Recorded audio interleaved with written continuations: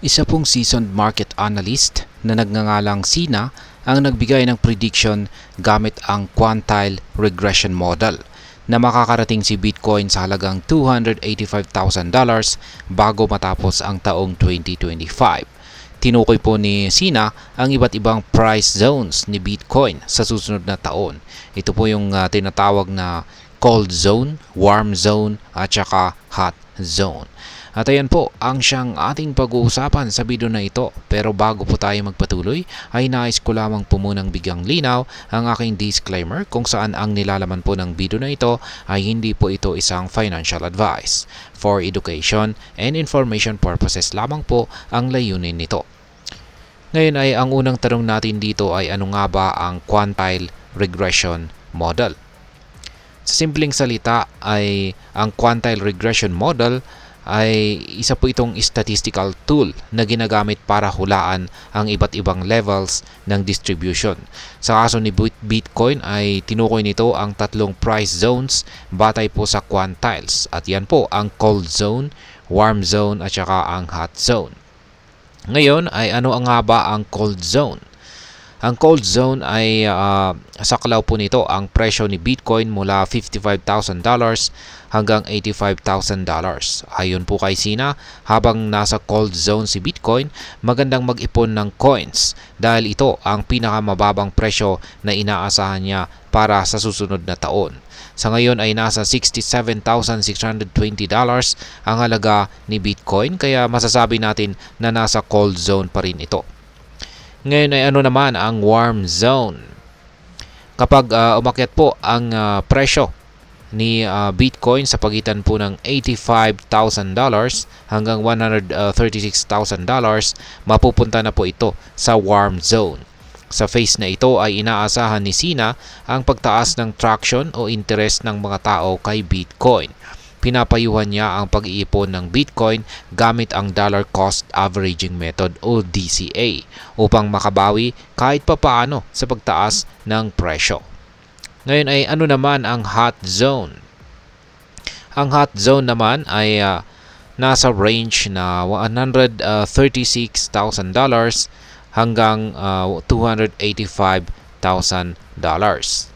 Sa phase na ito ay inaasahan ang mataas na volume at matinding paggalaw ng presyo. Bagaman inaasahan ang mataas na presyo, pinapayuhan po ni Sina na mag-ingat at mag-reduce ng pagbili base sa risk level ng investor. Ngayon ay ano naman ang sinasabi ng ibang mga analyst? Hindi si Sina lang ang may bullish outlook kay Bitcoin. Maging si Ginoong Michael Van de Poppe, isa rin po siyang analyst, ay nagsasabi na si Bitcoin ay maaring mag-test sa levels na $300,000 hanggang $350,000. Nakikita po niya ang pagtaas ng interest ng malalaking whales o malalaking investors sa market. Ngayon ay ano ang maaring mangyari sa short term? Sa kasalukuyan ay nasa $67,000 ang halaga ni Bitcoin matapos ang kanyang short-term correction. Ayon po sa Into the Block, kailangan nitong ma-regain ang $68,500 price level dahil maraming addresses ang nag-interact kay Bitcoin malapit sa kanyang previous all-time high na $69,000. Samantala, si Dr. Martin Hisbowick ng Uphold ay naniniwala na posibleng bumaba pa ang presyo ni Bitcoin dahil sa over-leverage market. Ngayon ay ano naman ang aking masasabi tungkol dito?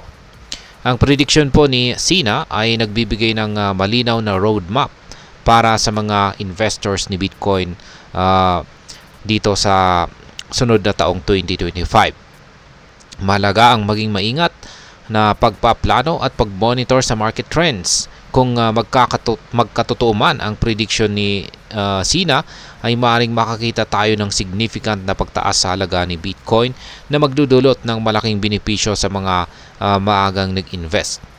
Ngunit gaya ng lahat ng financial investments, mahalaga ang pagiging handa sa lahat ng posibleng senaryo.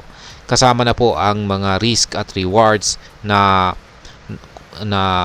dulot po ng high volatility ng cryptocurrency market. At ayan, hanggang dito na lamang po tayo sa video na ito mga ka-crypto. Sana po ay inyong nagustuhan ang aking paliwanag sa video na ito. Kung inyo po itong nagustuhan, pakiclick lamang po ang like button nito. Para naman po sa mga bago lamang dito, kayo po ay aking inaanyayahan para mag-subscribe. Pakiclick na rin po ang bell icon nito dahil ito po ang siya magsisilbing notification nito sa mga bago kong videos na akin pong ina-upload sa aking YouTube channel na ito.